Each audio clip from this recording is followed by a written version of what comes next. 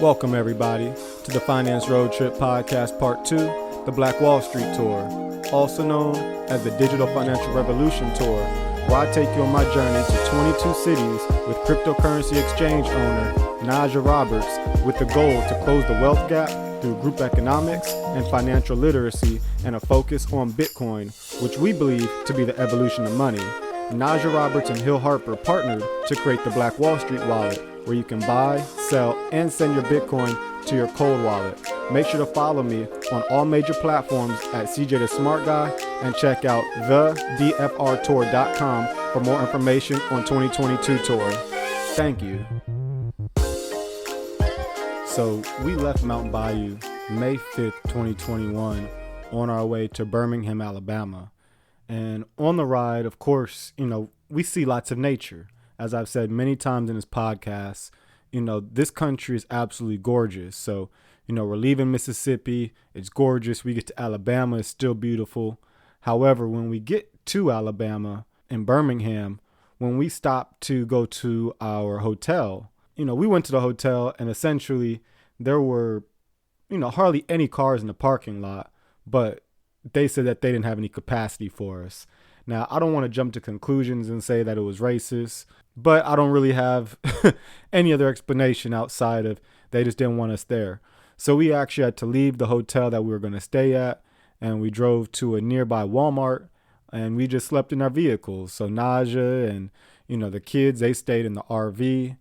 Me and Ron, we stayed in the SUV, and, we slept there for the night.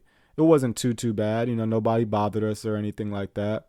In the morning, we woke up and, we had some interviews. Valissa, she brought her camera over there. I gave an interview. I think she interviewed pretty much everybody that was on tour. And then we went right over to the spot we were supposed to go. Now, what also happened in Alabama is we got flaked on. So the original spot, which I'm not even going to name because they flaked on us, they basically said the last minute, hey, we don't want any cryptocurrency or anything like that at our place because we believe it to be a scam. That was kind of last minute, but Quasi, our tour manager, he essentially linked up with his cousin, Elias Hendricks. That's the city's ally. Like, we had city allies in every city. And he basically hit up the Bazaar Coffee Bar. It was founded by Jennifer Butler and Mia Perryman.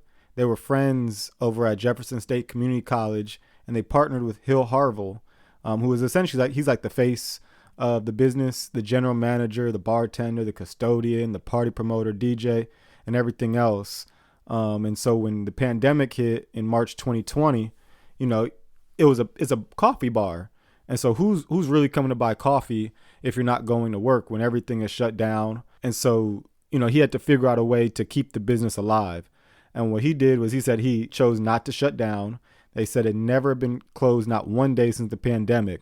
Most businesses couldn't fathom not shutting down during the pandemic or taking a huge economic hit.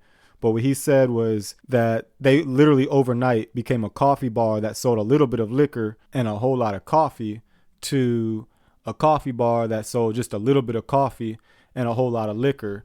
And since they sold food, they were essentially essential, so they never even had to shut down. And so, congratulations on them to that. I can definitely relate, just like a lot of other business owners. I had created my Pivoting Your Business podcast back around March 2020. And what I was essentially saying is that, we have to either turn digital or we have to start collaborating with a bunch of people. We got to work together. We can't depend on the powers that be to feed us because, businesses are closing. Everything's shutting down. Sports is closing. And so we have to now use our brains to be able to figure out a way to generate an income. And so what I did was I digitized my business. I created a whole bunch of content. And what Bazaar did is they started working with a whole bunch of other local brands, such as My Sweetheart Bakery. And they actually sold over $72,000 worth of cake and chicken salad.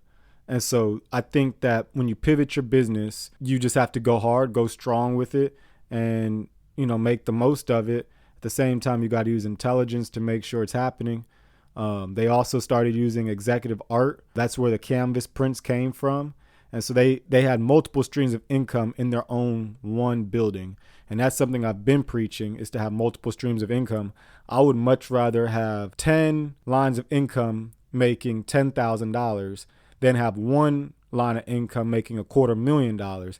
Even though I'm grossing less, the liability aspect of it is a lot lower. Assets minus liabilities equals owner's equity. To me, having one source of income is the biggest liability, because if it goes away, you don't have an income. Whereas if you have 10 with $10,000, if one goes away, you still got $90,000 with the income. So big shouts to Bazaar for that. You can find them on Instagram at bazaar.thecoffeebar. So back to the event. Mayor Woodfin actually came out to this event, which is pretty cool. So Nas chopped it up with him. One of the things that I really liked about the Bazaar Coffee Bar was the different paintings and the different artwork that they had there. So, I noticed the Marilyn Monroe, Barack Obama, DMX, and Ray Charles paintings. And, I'm just looking at it, and then lo and behold, I looked and I saw a Nipsey Hussle painting. And for me, that was just like a wow moment, because it was like, man, my boy done made it, because, 4 or 5 years ago, didn't nobody really talk about Nipsey unless you were from the West Coast. And so to see him in Birmingham, Alabama, that was like really big for me. And so I was like, man, that's really cool. I hadn't really known too much about Birmingham, Alabama. And so I'm going to give you guys a couple facts. So first, it's about an hour and a half north of Montgomery, Alabama. And Selma is about an hour and a half south as well. But Selma is about an hour west of Montgomery. So think of it like a isosceles triangle. You got Birmingham at the top, and you got Selma and Montgomery at the bottom. Birmingham is also known for their role in the civil rights movement, such as the freedom fighters. So if you don't know, Eugene Bull Connor, that was Birmingham's commissioner of public safety in 1961. He essentially told the police to wait so that the KKK can beat up on the freedom fighters as they were riding through, fighting for injustice. And so Birmingham, Alabama as a whole has a huge, long history of racism. And so when I look back at how we went to the hotel and they wouldn't let us in, that's why that's my first idea. That's my first thought. Maybe not true, but that's what I was thinking. So yeah, let's get back to some of the history facts about Birmingham, Alabama. So Bull Connor was elected Commissioner of Public Safety for the city of Birmingham from 1936 until 1952, and he got reelected in 1956 to 1963. So he was responsible for oversight of the fire department, police department, schools, public health service, and libraries. And so he is a staunch white supremacist, and he was at the center of these white efforts to impede the work of the civil rights movement there in Birmingham. And so in 1961, during the Freedom Rides, Bull Connor ordered the police department to stay away from the bus station while the KKK attacked the buses and the Freedom Riders. After seeing that, Martin Luther King and the Southern Christian Leadership Conference decided to focus their civil rights efforts directly on Birmingham.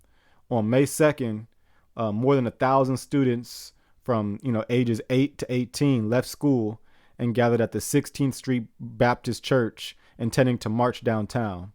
By the end of the day, 1,200 students had been arrested, and by the next day, another 1,000 students gathered to protest. Bull Connor ordered the use of fire hoses and attack dogs to disperse the marchers, and eventually incarcerating over 3,000 demonstrators. These attacks really helped to gain national attention, because when people are seeing all these crazy attacks with dogs and fire hoses being done by the police department, understand that the TV was, just becoming normalized. Today, if this wouldn't happen on TV, we got all these different cable channels. People would probably just change the channel. But back then, you only had 10 different channels. So, a lot of eyes were on all these brutal attacks. And so you would think that after that year, he'd be done. But nah, he was then reelected to 2 terms as the president of the Alabama Public Service Commission. And so it's just the history of Alabama as a racist state goes very deep, because for him to be in office 30-something years as a Southern Democrat or Dixiecrat that's a staunch segregationalist, and to be elected for that long, to me, that is history. I think that we should all pay attention to that, as well as maybe congratulate them on not being as bad today. But like I said, when we were at that hotel, I feel like they didn't want us there. And so I don't really know if they have gotten any better. So Bazaar, the coffee shop, is Black owned. It was a great experience.